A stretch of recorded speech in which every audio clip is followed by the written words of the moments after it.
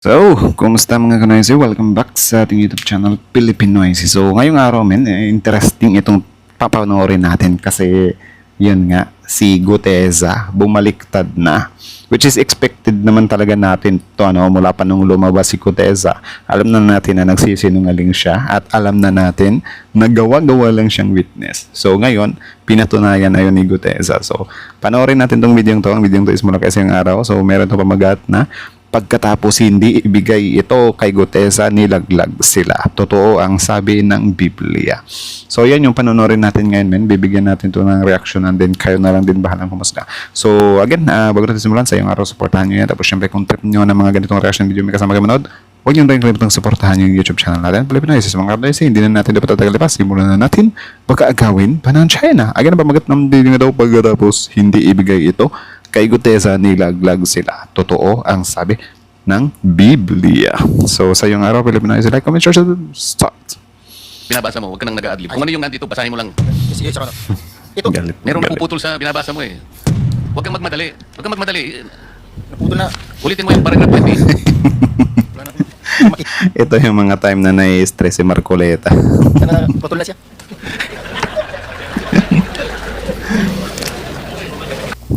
Orly Guteza, bumaliktad, hindi natupad ang ipinangako. Marcoleta at Defensor, inilaglag, itinapon sa kulong ng kanyang bagong salaysay. Ito, Merong napuputol sa binabasa mo eh. Huwag kang mag... Diba? O, tignan mo, tumawa sila kasi mas kabisado. Mas kabisado ni Senator Marcoleta yung kwento ni Guteza. Diba? Paano hindi makakabisay? Sila yung gumawa eh. Isang lalaki ang humarap sa Senado, may dala siyang kwento, may dala siyang affidavit, at ang kanyang mga sinabi noon ay naging isa sa pinakamalaking pasabog sa gitna ng flood control controversy. Pero ngayon, siya rin mismo ang pumabawi. At hindi lang basta pagbawi ang ginawa niya dahil sa bagong salaysay ni Orly Guteza. May dalawang pangalan siyang binanggit, dalawang personalidad na umano ang nasa likod ng kanyang pagharap bilang testigo. Senator Rodante Marcoleta at dating Congressman Mike Defensor.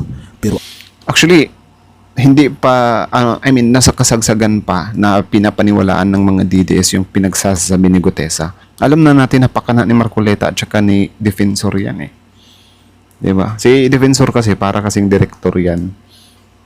Diba? So, yeah. ang tanong, bakit ngayon lang nagsalita si Guteza? Bakit matapos ang isang malaking hearing ay bigla niyang pinago ang kanyang kwento? At ang pinakamalaking tanong, totoo bang may pinangako sa kanya na hindi natupad? Dahil kung totoo ang kanyang sinasabi ngayon, hindi lamang isang witness ang nagbago ng kwento, maaring buong kwento ang kailangang balikan. Ang testigong naging sentro ng pasabog. Noong Setyembre 25, 2025, maraming mata ang nakatutok sa Senate Blue Ribbon Committee dahil may isang sorpresa, isang dating Marine Security Aide, si Orly Regala Guteza. Ipinakilala siya bilang isang mahalagang testigo daw at ang kanyang salaysay, mabigat. Ayon sa kanyang unang pahayag, may alam umano siyang tungkol sa mga umano'y paggalaw ng pera mula sa flood control projects. At higit pa roon, iniugnay niya ang umano'y delivery ng mga maleta ng pera sa mga lugar na konektado kina dating ako Bicol lawmaker Saldico at dating House Speaker Martin Romualdez. Isipin niyo ang bigat noon. Buhay pa kaya si Zaldico? Diba? Kasi nung last natin siyang nakita, nangangayayat na yun eh. Diba? Wala lang, tanong ko lang naman. Wala nang balita sa kanya, no? Isang testigo, isang affidavit, isang pagharap sa Senado. Pero may isang bagay na hindi alam ng marami. Habang lumilipas ang panahon, may nagsimulang magbago. Hindi ang investigasyon, hindi ang hearing, kundi ang mismong kwento ng testigo. Ang bigla ang pagbaliktad. Sa kanyang bagong affidavit na may petsang Agosto 13, 2026, binawi ni Guteza ang ilan sa mga naunang sinabi. Sinabi niya ngayon na hindi totoo na personal niyang dinala ang pera kay Romualdez at dito nagsimula ang panibagong kontrobersya. Dahil kung hindi siya ang nagdala, bakit niya sinabi yun noon? Pero mas malaking tanong, sino ang nagtulak sa kanya para sabihin niyo yun? At dito pumasok ang dalawang pangalan, Marcoleta, Defensor. simulan ka na ni Senator Marcoleta ang basahin ang ginawa ni Mark na pinabit base sa sinabi ni former Congressman Mike na sabi niya, pare, ayusin ko ang Tagalog. Doon mismo sa harap ko, inaayos ni Senator Marcoleta na pinabit na yun. Grabe, itong GMA pa naman is ng sila, ng kaka-copyright sila para. Sabi ni former Congressman Mike, Pinson, si Mark kasi di marunong mag-Tagalog. Ang restaurant meeting na naging simula ng lahat. Ayon kay Guteza, isang araw bago ang Senate hearing, Setyembre 24, 2025, ipinatawag umano siya ni Mike Defensor sa isang Japanese restaurant sa Pasay at doon umano nagsimula ang paghahanda para sa kanyang pagharap. Pero ayon sa bagong salaysay ni Gutesa, hindi raw lahat ng nakalagay sa affidavit ay galing sa kanya. Sinabi niya may mga bahagi umano na dinagdag o inayos at dito niya itinuro si Senator Marcoleta. Ayon sa kanyang aligasyon, si Marcoleta Nako, so if ever mapatunayan nila dito, possible, 'di ba? Kasi si Marcoleta at si Defensor nag-attempt sila ng makapag-bail sila eh. So I think itong kay Gutesa kapag mapatunayan nila to, mas lalong madidiin sila Marcoleta doon. Agoy-agoy. ang tumingin at nag-edit sa affidavit at may isang linya raw na sinabi umano sa kanya. Ito na yung missing link. Pero anong ibig sabihin nito? Bakit sinabi ang salitang iyon? At bakit naging mahalaga si Gutesa sa isang mas malaking kwento? Iyan ang isa sa mga tanong na kailangan pang sagutin. Sabi ni Congressman Mike, basahin mo na muna, ikaw na ang bahala kung pwede yan. Sabi niya, pari, 150 million lang, masaya na tayo. At ang matapos siyang basahin ng affidavit, sabi niya, ito na yung Grabe, 150 million. Kayo ba kayo? Tatanungin ko kayo, tatanggihan nyo ba yung 150 million or willing kayo na mag-fake witness doon sa 150 million na yun? Magsinungaling. Kasi para sa akin, parang ayaw ko na lang. Bahala na yung 150 million nyo. Kahit doblehin nyo pa yan. Diba? Kaysa naman makulong pa ako or, syempre, nationwide to eh. Diba? Tsaka yung safety mo yan, mahirap na. Like, ano bang makukuha mo talaga bukod sa pagkasilaw ng pera? Diba? Kasi yung safety mo, wala na eh. Kumbaga, yung buhay mo parang nasa kabilang hukay na. Diba? Tsaka, tumataba na si Gutesa. na hinahanap natin kasi puro sila Santico at ikaw lang ang makapagbabanggit kay former Speaker Martin na dideliver ng pera. Pinilit niya sa akin na ako na lang sabay sabi na basahin mo lang yan at mababayaran mo naman. Ako ay napilitan na sabihin para sa kanya, sige po sir, ito ang paraan para makatulong ako. Hinggo ako dyan sir. Pero para sa akin, pasensya na kaya po putol-putulin natin kasi yung GMA kasi tsaka yung ABS nang copyright sila eh. Like, binablock pa nila yung full video. Nakakainis, di ba? So, yeah, para sa akin naman, kahit na bumaliktad si Gutesa, I think dapat pa rin siyang managot, Kasi kung hindi niya pananagutan yung kasalanan niya, yung pagsisinungaling niya, gagayahin lang din niya ng ibang mga tao na, okay pala yan, di ba? Okay pala kung mag-fake witness dito, tapos kapag hindi umobra, babaliktad ako. Like, parang ganyan kasi yung mangyayari. So, meaning, pwede siyang, dumami palalo. Diba? Kasi aware na sila, pwede palang bumaliktad kalaunan, tapos parang absuelto na ako, or magiging witness lang ako. Dapat mabigat-bigat pa rin ang parusa kahit paano, diba? Kaya lang sir, inaalala ko lang ang pag-aaral ng mga anak ko. Nag-promise ng Casa Education Scholar si former Congressman Mike Pinson. Ang pangako na hindi natupad. Pero bakit pumayag si Gutesa? Ito marahil ang pinaka-importanting bahagi ng kanyang bagong kwento. Ayon sa kanya, hindi pera para sa sarili lamang ang dahilan, kundi ang kanyang mga anak. Sinabi niyang pinangakuan umano ng tulong pinansyal at scholarship para sa pag-aaral ng kanyang mga anak. At dahil umaasa siya sa tulong, sumunod umano siya. Pero pagkatapos ng hearing, ayon kay Gutesa, nagbago raw ang lahat. Unti-unti raw nawala ang komunikasyon, wala na raw tumatawag, wala na raw kumukontak. At doon umano niya napagtanto, ginamit lang ba ako? Obviously, ginagamit mo rin sila eh. Kasalanan mo rin yan. Ob-ob ka rin kasi. Alam mo naman na naggagamitan lang kayo niyan. 'Di ba? Tsaka bakit mo pa i-expect na makuha yung 150 million? 'Di ba? Kung hindi ka naman umubra, 'di ba? After kasi nung nung affidavit mo or yung pag-appear mo diyan sa Senate, hindi naniwala yung taong bayan eh. Kasi yun nga putol-putol. 'Di ba? Doon pa lang nagmumukha ka ng sinungaling. So bakit i-expect mo pa? 'Di ba? Na ibibigay pa rin sa iyo yung 150 million. Baka nga kahit magawa mo yung party mo, hindi ka pa rin bigyan eh. 'Di ba? Kaya wag kayong magpapauto talaga. Gagamitin kayo ng mga politiko para sa pansariling interest nila. Wag na lang. Ipapahamak nyo lang yung sarili nyo. Baka gawin pa kayong fall guy eh. 'Di ba? Pero dito rin lumalabas ang pinakamahirap na tanong kung naramdaman niyang ginagamit siya. Bakit siya tumuloy sa Senado? Bakit siya umatras bago ang hearing? At bakit ngayon lamang lumalabas ang buong kwento? Ulit-ulit na sinasabi na voluntaryo ang aking gagawin at tinuturuan niya ako na kung ano lang ang nakalagay sa affidavit na ginawa ni Mark na asawa ng anak ni former Congressman Mike Pinson. Yan lang mag-focus. Sinagot ko, opo sir. Doon ko natansya na ginamit lang talaga nila ako sapagkat huli na ang lahat ng mga pangyayari at ako ito po sila nagsisisi. Mr. Chair, I am going to consume my time by making a disclosure.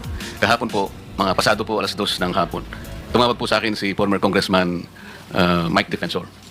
Tinanong ko po kung ano ang kailangan niya. Meron daw pong isang tao na matagal na po niya kung gustong kausapin para sa isang paglalahad ng kanyang nalalaman tungkol po sa ating iniimbestiga sa committee ito. Wow, di ba? So, sobrang sobrang powerful pala talaga ni Mike Defensor. Kasi kaya niya mag-create ng ganyan lang kadali. Sabi ko, madali ba yan kasi meron kaming session, mag-uumpisa yun ng 3:00. Sandali lang ito, sabi niya, kasi nandito lang naman kami rito sa may Golden China. Ito pong restaurant malapit sa atin. Mga 5 minuto lang po siguro mararating natin. So ako po ay nagparaya at pinuntahan ko kung sino yung sinasabi niyang tao. Kasi po meron na raw po siyang draft na salaysay na kung gusto ko raw pong makita. So Mr. Chair, ako po ay nagpaunlak para makita kung talagang meron nga ganung tao at meron nga siyang gustong isalaysay.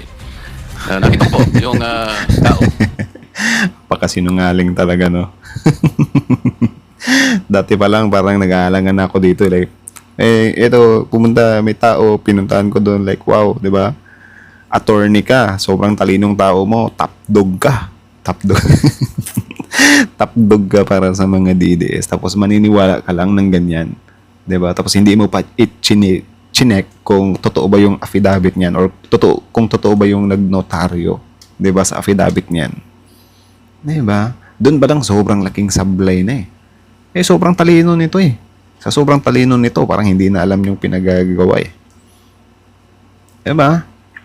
Tapdog to ng mga DDS par. Kaya imposible na uto-utuin lang siya ni Gutesa. Inuto nila si Gutesa, baka pwede pa. Pero kung sila yung uutuin ni Gutesa, sobrang labo. Kita nyo ngayon yung stand ng mga DDS. Biglang inaaway na naman nila ngayon si Gutesa. Dati sobrang idol nila yon.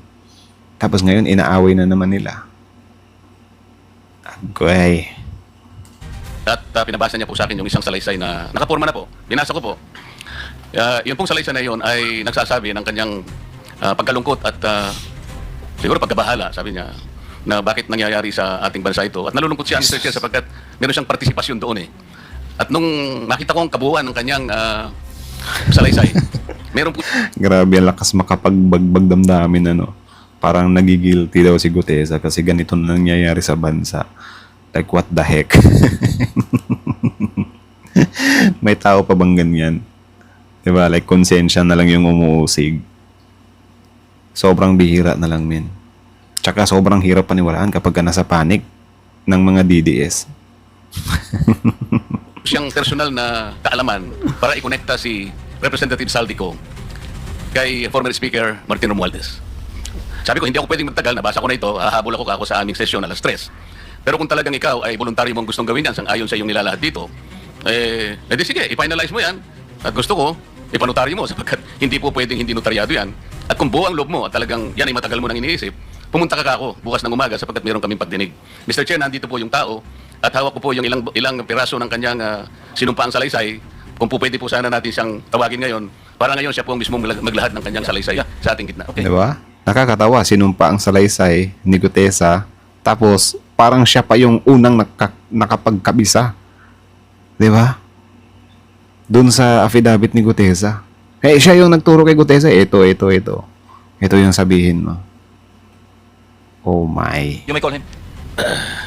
Mr. Chair, I'm calling Mr. Orly Regala Gutesa para po humarap sa atin. Mr. Gutesa, kayo po ay umupo dito sa may gitna. Ang problema, dalawang kwento, isang tao. At ito ang dahilan kung bakit naging komplikado ang kaso. Dahil ang parehong kwento ay nanggaling sa iisang tao, si Orly Gutesa noong 2025. May alam ako sa delivery ng pera. At ngayon 2026, hindi iyon totoo, ginamit lamang ako. Kaya ngayon, ang laban ay hindi lamang tungkol kay Romualdez, hindi lamang tungkol kay Marcoleta at Defensor. Ang sentro ngayon ay gaano ba kapalipaniwala si Gutesa. Dahil kapag ang isang testigo ay may dalawang magkasalungat na salaysay, hindi sapat ang emosyon, hindi sapat ang headline, hindi sapat ang viral clips, ang kailangan ay ebidensya. Pero may isa pang plot twist. Dahil hindi lamang si Gutesa ang bumawi, may iba pang dating security aides na nagbago rin ang kanilang mga pahayag. At dahil dito mas lumaki ang tanong, mayroon bang maling impormasyon na naipresenta? Mayroon bang gumamit sa mga testigo?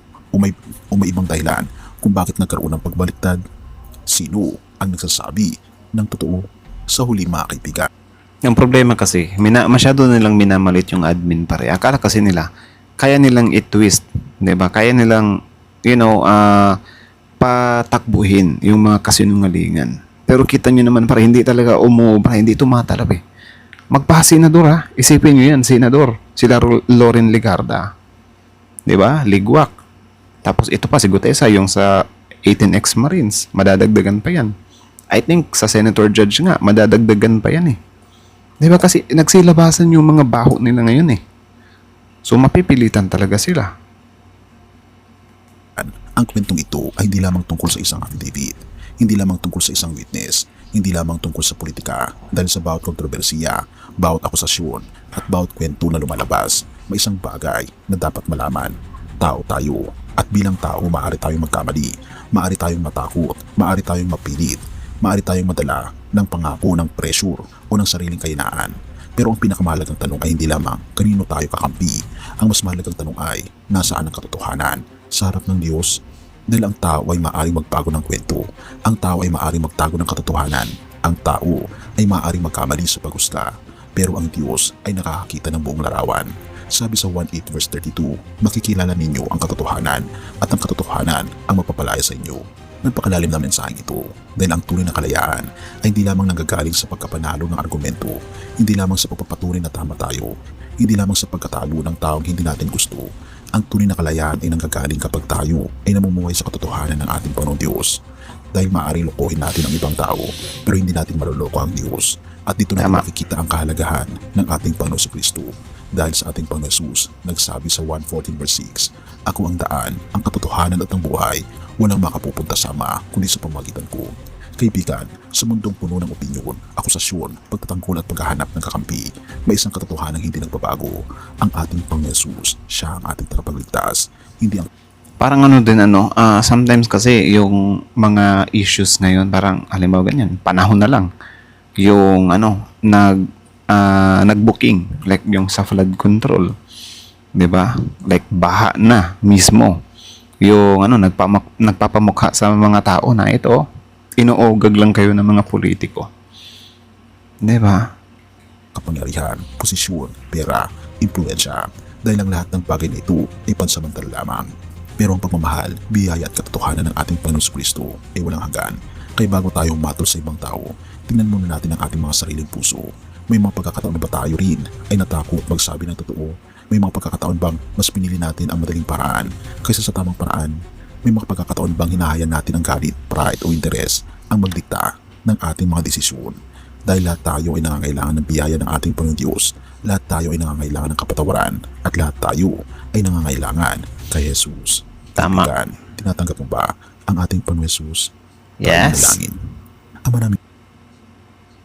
So, yun. Hanggang dito na lang muna, mga kanoisis. So, kayo na masasabi nyo dito, comment down below. Tapos yung pag-usapan natin yan sa comment section. So, again, excuse me. Again, ang video to is mula kasi yung araw. So, partahan nyo yan. Original video link in the description box below. Panoorin nyo rin. I-subscribe nyo rin. So, yun men. Sobrang linaw nun. Ako, nung bumaliktad si Gutesa, kasi I think kahapon pa to or kanina lang. Hindi na ako nagulat talaga.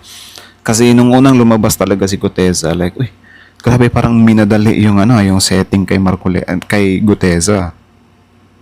Tapos yun nga, nung sinalang na, nagkanda mali-mali pa. Lumabas pa na si Marcoleta yung mas marunong sa nandun sa affidavit. Ayaw niya pang padagdagan. 'Di ba? Ayaw niyang mag-adlib. Bakit mo naman siya sasawayin kung mag-adlib siya? Paano kung sobrang importante ng information na 'yon? 'Di ba? Tapos pipigilan mo na mag-adlib. Parang doon pa lang talaga. Sobrang questionable na si Gutesa. 'Di ba? Tapos yung nag-viral pa na video na parang nandun sa harapan ni Gutesa, parang may nagsisignal-signal ganyan. 'Di ba? Napansin din natin 'yon. Kaya nung una talaga, grabe ang pagtutulig sa kay Gutesa ng statement niya. Kaya nga hindi na 'yon nasundan. 'Di ba? Pinapakalat pa nila na kesyo ganyan, natakot, tinakot. Hindi siya natakot. Nagkamali siya, 'di ba? Pumalpak yung plano nyo. Kaya hindi nyo na pinakita. Kumbaga, ang nangyayari doon, parang disposable na lang na siya. 'Di ba? So ngayon, neto na nga, lumabas na nga, 'di ba? Kasi hindi na nakatiis eh. Kaya nga itong si sinabi ni Robin Padilla dati, kapag daw ba nagsinungaling yung isang tao nung una, automatic na daw dapat yun na sinungaling siya sa susunod niyang sasabihin. Pero sobrang mali nun kasi nung una naman, pwede naman talagang kinontrol lang siya, may reason kung bakit niya ginawa yan, pinilit siya, something like that. 'Di ba? So kapag sa susunod niyang sasabihin, kung sasabihin niya na totoo talaga yun, edi yun talaga yung katotohanan. Pero kapag sasabihin niya na inutusan lang siya, 'di ba? Pinayaran lang siya, may possibilities na totoo yun. Possibilities lang, hindi pa rin natin kiniklaim yan na totoo talaga, 'di ba? May possibilities na totoo yung mga sinasabi niya. Bakit? Kasi nga, yun ang main reason, yung hindi na sila nagkakaunawaan, which is valid reason yun. 'Di ba? Kaya nga meron tayong term na parang naglaglagan, nagkaunsehan, 'di ba? Dahil sa mga ganyan eh. Kaya nga ito yung ito din yung isa sa nakakatawa sa mundo ng mga illegalista. Kasi naglalaglagan sila eh. Kaya nga yung iba kapag kumalas na sa grupo, tinutumba na nila. Kasi aware na sila na pwedeng i-blackmail sila, pwede silang pirahan in the future. Kaya tinutumba nila. Kaya kayo, wag na wag kayong pumapasok sa mga illegal na yan kasi wala na talaga kayong exit niyan.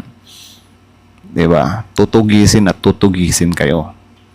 Wala kayong kalayaan yan. Ako, may nabalitaan nga ako dati yung sa mga rebels. Kapag nag-join ka daw sa mga ganyan, parang sobrang hirap ng kumalas. Ewan ko kung chinuchugi ba nila yung mga kumakalas, or parang minamanmanan, something like that. May narinig kasi akong minamanmanan, di ba?